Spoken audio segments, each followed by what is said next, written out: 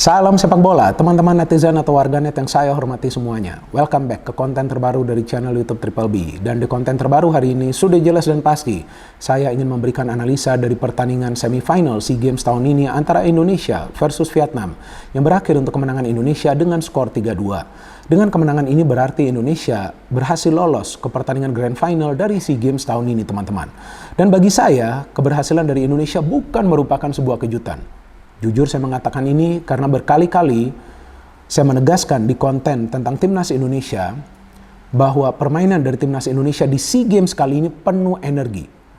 Dan seiring berjalannya waktu dari satu pertandingan ke pertandingan lainnya, kita bisa melihat bahwa kerjasama di antara para pemain mulai terbentuk. Maka itu di pertandingan tadi kita bisa melihat meskipun Indonesia bermain dengan 10 pemain, tapi mereka masih bisa merancang kerjasama yang rapi di pertahanan dan juga ketika mereka membangun counter sehingga akhirnya mereka lah yang mampu meraih kemenangan. Dan juga ada satu catatan unik, teman-teman, dari keberhasilan Indonesia lolos ke pertandingan Grand Final dari SEA Games tahun ini adalah bahwa ini untuk kedua kalinya Coach Indra Safri membawa Indonesia lolos ke pertandingan Grand Final dari SEA Games setelah sebelumnya pada tahun 2019 juga dia membawa Indonesia lolos ke pertandingan final, tapi sayangnya ketika itu kalah lawan Vietnam dengan skor telak 3-0. Namun kali ini Coach Indra Safri bisa membawa Indonesia mengalahkan Vietnam di pertandingan semifinal yang berlangsung sangat dramatis. Dan kalau menurut saya, teman-teman, permainan dari Timnas Indonesia di pertandingan tadi tidak ada obatnya. Kenapa? Karena jelas secara taktik mereka unggul, jelas secara fisik mereka kuat, jelas secara stamina mereka unggul, dan juga secara mental tangguh banget. Dan juga mereka tidak sering panik ketika para pemain Vietnam itu bertubi-tubi atau secara bergelombang menyerang ke ruang pertahanan dari Indonesia. Oke, memang ada satu gol bunuh diri, tapi itu kalau saya lihat bukan karena kepanikan, tapi sebetulnya Bagas ingin menghalau bola keluar, tapi sangat disayangkan mengarah ke gawang Hernando Ari, sehingga terjadilah gol bunuh diri. Dan kemudian kita bisa melihat kerjasama di antara para pemain begitu rapi, sehingga walaupun mereka ditekan, tapi mereka bisa keluar dari tekanan para pemain Vietnam. Tapi sebelum saya memberikan analisa dari jalannya pertandingan secara detail, pertama-tama saya ingin memberikan saran kepada teman-teman bahwa jika teman-teman tidak bisa atau tidak ingin mendukung para pemain dari Timnas Indonesia yang sedang berjuang habis-habisan di SEA Games tahun ini, maka gak perlu juga kalian sampai menghina, menghujat, apalagi membuli mereka. Karena kita semua tahu dan harus paham bahwa mereka bekerja keras di atas lapangan habis-habisan dengan satu tujuan untuk membawa Timnas Indonesia berjaya di SEA Games tahun ini. Jadi sebagai supporter, sebagai pemain ke-12, lebih baik kita memberikan support secara positif daripada kita membuli mereka, kita menghina mereka, sampai kita menghujat mereka. Gak ada manfaatnya juga. Dan akan lebih baik jika kita memberikan support kita melalui media sosial secara positif supaya memberikan mereka semangat agar mereka tetap bermain dengan level yang tadi mereka tunjukkan. Karena yang mereka butuhkan adalah support, bukan tekanan. Kalau kita sebagai supporter memberikan mereka tekanan, nah yang dikhawatirkan nanti mereka tidak bisa bermain dengan tenang di atas lapangan. Jadi biarkanlah mereka menikmati jalannya pertandingan. Dan seperti yang berkali-kali saya katakan, bahwa para pemain harus tenang di atas lapangan. Mereka harus menikmati jalannya pertandingan. Bermain lepas dan juga jangan pikirkan dulu tentang medali emas. Tapi fokus dari satu pertandingan ke pertandingan selanjutnya. Dan menganggap setiap pertandingan itu adalah pertandingan final. Artinya apa? Bahwa harus fokus 110%, lebihin tuh 10%. Dan kurangi jumlah kesalahan. Maka itu tadi kita melihat gak banyak kesalahan dari para pemain kita kan. Jadi kita sebagai supporter wajib memberikan mereka support dan kita wajib memberikan mereka apresiasi setelah berhasil mengalahkan Vietnam dan lolos ke final. Jika kalian tidak bisa memberikan apresiasi atau tidak ingin memberikan apresiasi, jangan juga menghujat ataupun menghina mereka.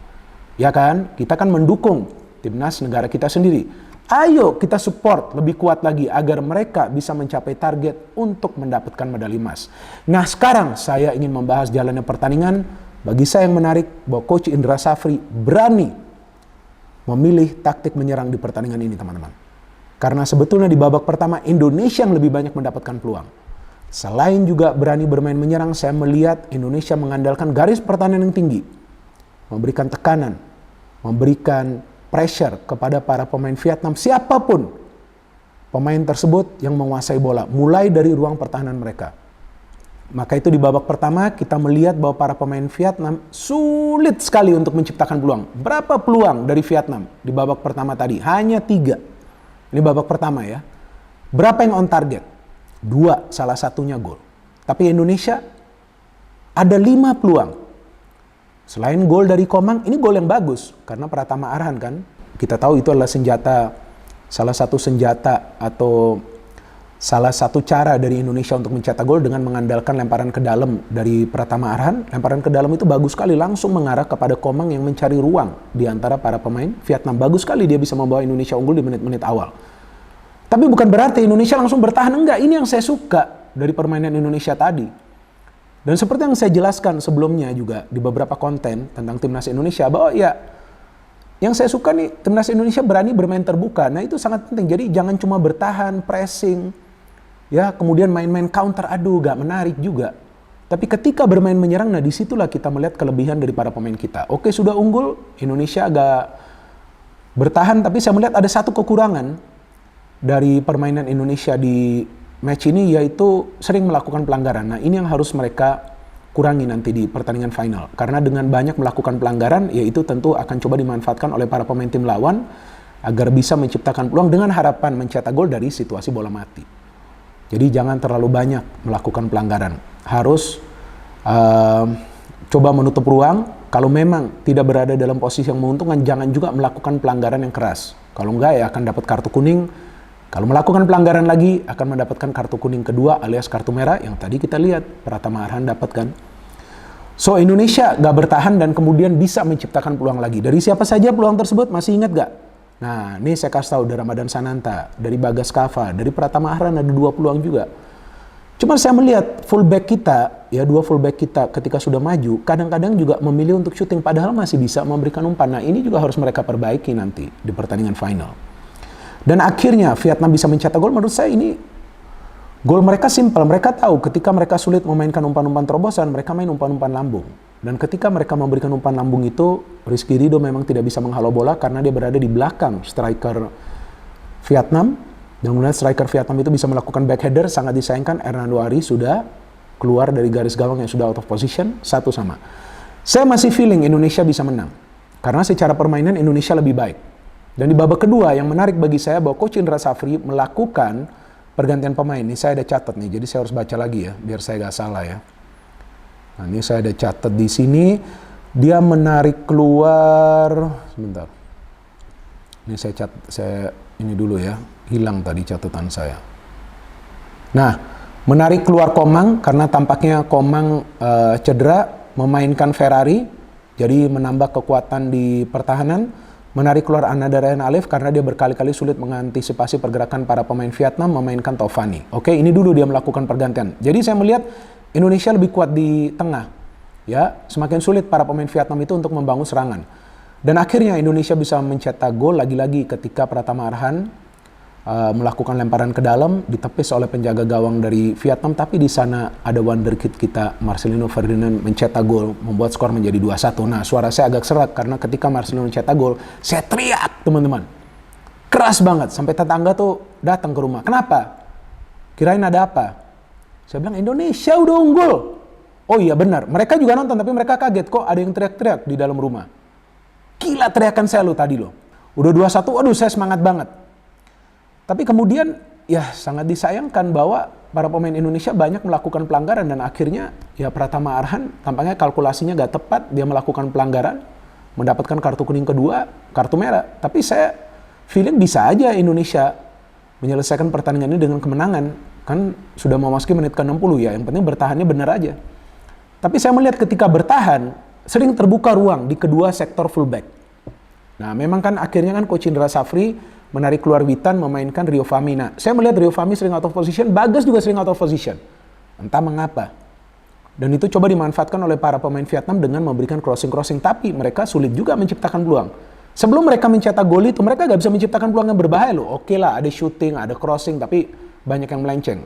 Dan kemudian di luar dugaan saya ketika crossing itu masuk, ya Bagas gak panik itu, terlihat dia ingin menghalau bola, tapi ternyata haluan dia mengarah ke gawang sendiri, ke gawang Hernando Ari, dan menjebol gawang dari Hernando Ari, membuat skor menjadi 2-2. Wah, Vietnam langsung lihat tuh pemain-pemainnya sampai masuk ke dalam lapangan kan, pemain-pemain cadangan. Norak banget mereka, dan saya melihat mereka banyak dramanya.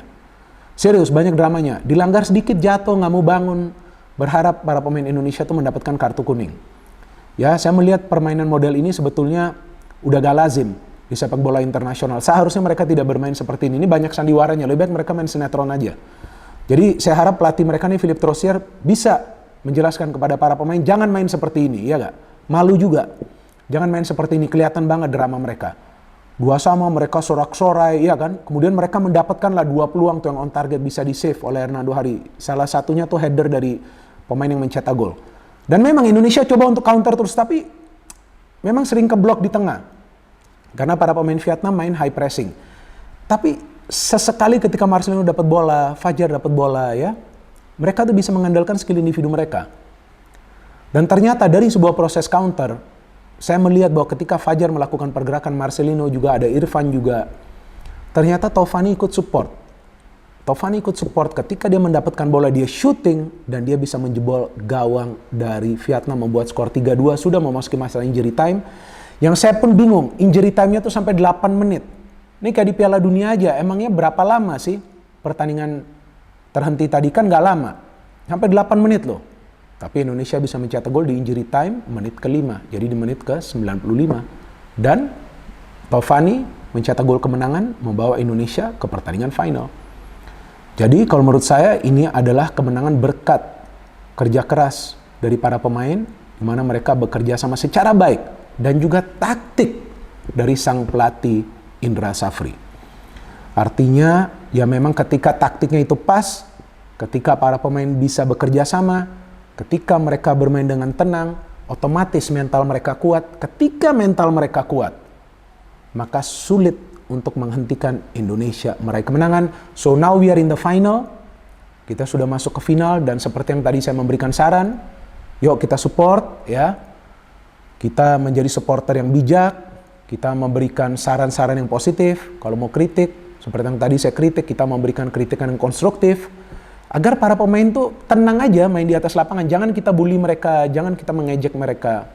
Jangan kita menghina mereka. Karena saya ada baca beberapa komen di konten dari Triple B ini ketika saya membuat konten tentang Timnas Indonesia. Ya kalian bisa membacanya lagi, saya gak delete. Wah permainannya gerasa gerusuk, wah ancur-ancuran, wah ini pelatih gak bener, wah pelatih lokal gak bener. Ah pemain-pemain ini gak layak, seharusnya bawa pemain keturunan. Kenapa kalian komen seperti itu?